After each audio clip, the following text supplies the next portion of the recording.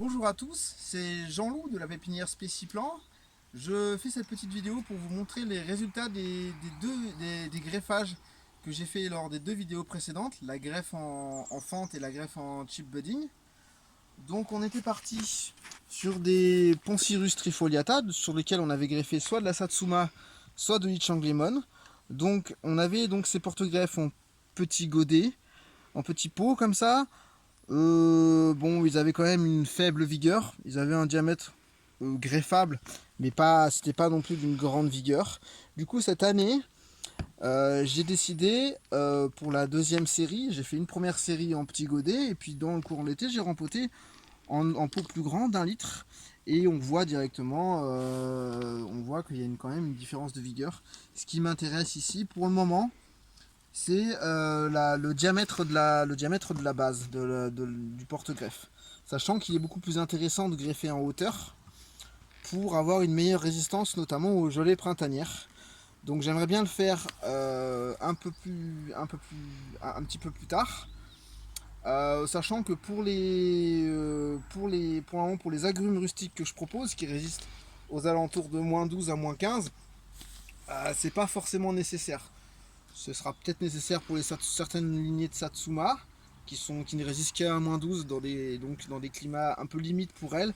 Ça peut être intéressant de les greffer plus en hauteur. Mais ça, pour le moment, ça ce sera plus tard. Donc pour le moment, je vais vous montrer les résultats des greffes. Alors, la première vidéo, c'était la greffe en fente. J'avais greffé une mandarine Satsuma sur un Poncirus. Donc voilà, donc la greffe en fente ici, on avait utilisé donc un greffon, donc la petite baguette. Elle avait donc 3 yeux.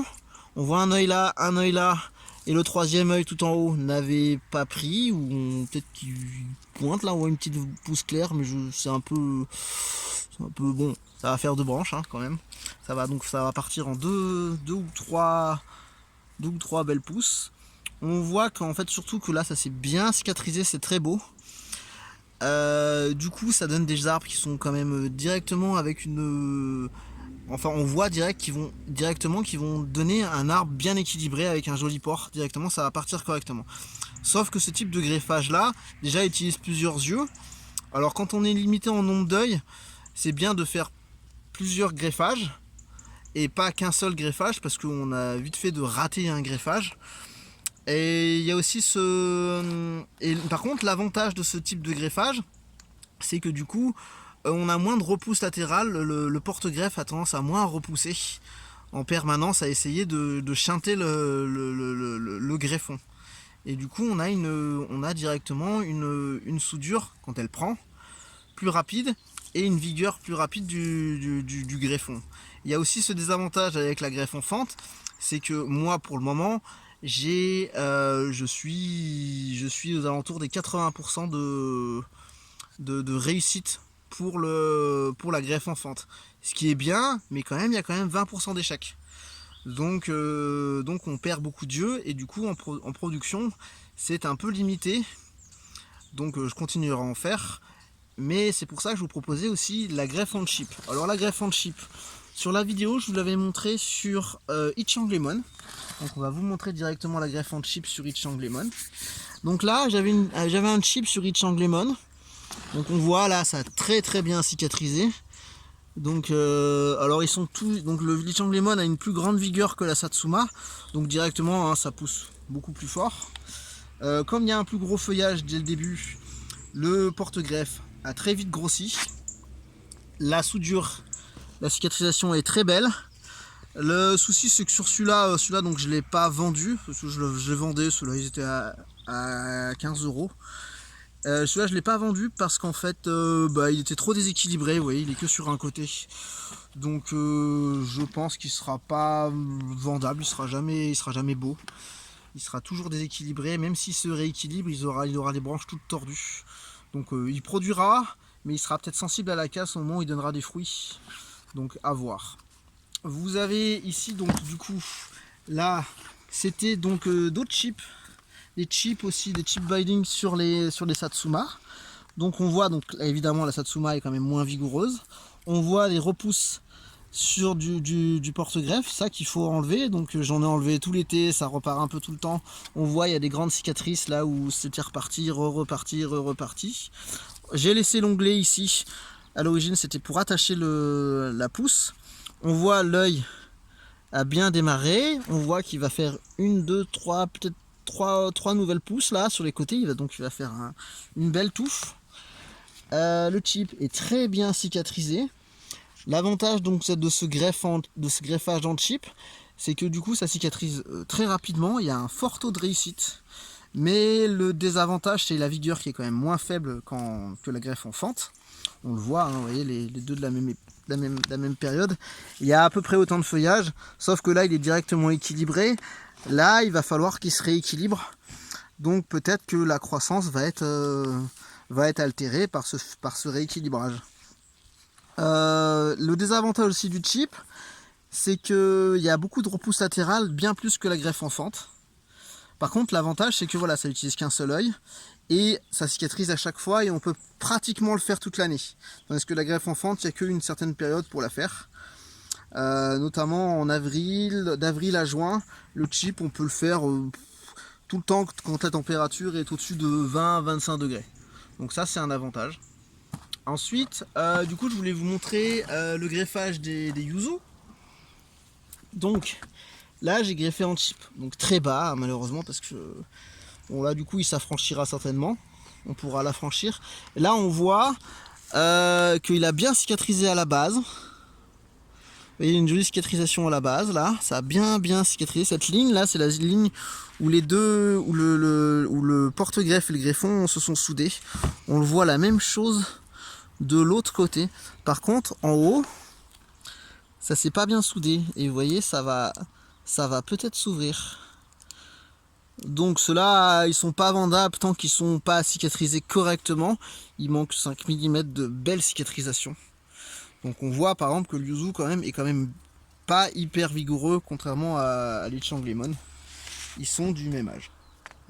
Voilà. Et là, vous voyez, c'est dans un petit pot d'1 litre. Là, c'est directement dans un pot de 2 litres. Il n'y a pas une excellente vigueur, mais voilà. Ça, c'est du yuzu, c'est une croissance assez lente, mais très résistante. Ici, du coup, j'avais quand même essayé. J'avais donc des jeunes yuzu d'origine japonaise. Dessus, j'ai greffé mon yuzu de Grenoble. Du coup, voilà, ça a le même âge. Hein. Les porte-greffes avaient donc 1 an de greffage. Un peu moins d'1 an, 9 mois de croissance. Et du coup, j'ai greffé du yuzu sur du yuzu. Donc c'était du yuzu immature. J'ai greffé du yuzu mature sur du yuzu mature sur du yuzu immature. Donc l'idée, c'était d'avoir directement des yuzu plus vigoureux. Et on le voit, hein, je sais pas si on voit, mais la différence de croissance est vraiment notable. Il y a ce côté jaune là, c'est parce qu'en fait le Poncirus certainement rentre en dormance arrivé à l'automne, tandis que le yuzu, lui, il reste certainement en sève beaucoup plus longtemps, donc il est beaucoup plus vert. On voit, ils ont une certaine vigueur. Donc là, c'était pareil, c'était en chip. Donc j'ai des côtés qui sont bien cicatrisés et l'autre côté est moins bien cicatrisé. Donc il va falloir peut-être attendre l'année prochaine avant qu'il soit correctement vendable. Sachant que le yuzu est un porte-greffe donc différent évidemment du Poncirus. Il résiste quand même assez bien au froid, mais l'avantage c'est qu'il tolère en fait le chlore dans le sol et le calcaire. Donc ça peut être un intérêt pour les sols notamment du sud où il y a souvent du calcaire et des fois un peu du sel à force d'arroser et à force d'avoir trop d'évaporation. On a aussi le fait le yuzu diminue le taux de l'eau dans le fruit. Donc pour certains agrumes qui sont sujets à l'éclatement, ça peut être intéressant de greffer sur du yuzu. Donc là, j'aimerais bien faire cette fameuse orange US 119 qui est sujette à l'éclatement sur du yuzu. Du coup, la dernière partie, j'avais donc pas assez de porte-greffe pour greffer toutes mes baguettes. Du coup, j'avais fait des boutures. Alors, j'avais fait des boutures d'Ichang Lemon. Du coup, voilà, donc c'était une baguette qui avait donc 5 œils que j'avais bouturé tout simplement. Ça, c'est de l'Ichang Lemon de bouture. Vous voyez, ça donne quelque chose de joli. Alors là, c'est à cause de la chaleur estivale, ils ont des petites carences en oligo-éléments. Donc ils ont tous un peu ça, c'est un peu compliqué. En bio, c'est un peu compliqué la gestion des oligo-éléments sur les agrumes. Mais ça, donc ouais, ce qu'il faut, c'est la vigueur. Une fois arrivé en terre, ça va se rééquilibrer. Là, on le voit, ils ont des jolies feuilles. Donc on voit la différence de vigueur entre le greffage et le bouturage. Bah voilà, le bouturage, on a directement une plante. Là, il faut une soudure. Et ensuite, le système racinaire est lié au porte-greffe. Donc en fait, il faut que ça passe de l'un à l'autre. Pour les agrumes acides, personnellement, je trouve que le bouturage est bien plus performant pour avoir des jolies plantes en pot, certes. Et je reste persuadé qu'en pleine terre, s'il y a besoin d'eau, on parle du pivot souvent pour le porte-greffe qui est important de le garder, etc. etc. Je reste persuadé qu'une plante, tôt ou tard, elle refabriquera l'équivalent d'un pivot pour aller chercher de l'eau en profondeur. Et du coup, petite anecdote, je voulais vous montrer ça parce que ça, c'est donc un citronnier. Et du coup, je l'avais bouturé en même temps que mes Ichang Lemon. Donc voilà, quand on trouve des citronniers de cette taille en jardinerie, c'est un citronnier italien à gros fruits, Femicillo, citronnier sicilien. Donc voilà, ça c'est une bouture directement d'un citronnier que j'ai trouvé dans un supermarché. Et du coup, j'ai juste récupéré la petite baguette qui était attachée aux fruits. Là, vous voyez, ces citrons feuilles. Et du coup, j'ai bouturé ça et on voit directement, vous voyez, les citronniers, même conditions de culture, voilà, ils ont moins de problèmes de carence en oligo-éléments, moins de choses comme ça. Donc directement, on a une excellente vigueur. Donc voilà, pour vous dire que les agrumes rustiques sont certes super au niveau de la rusticité, par contre au niveau cultural, ils ont un peu plus de difficultés, notamment en pot. Voilà, j'espère que ça vous a plu, j'espère que cette vidéo vous a plu. Et puis à la prochaine fois sur Spéciplan. Bonne journée!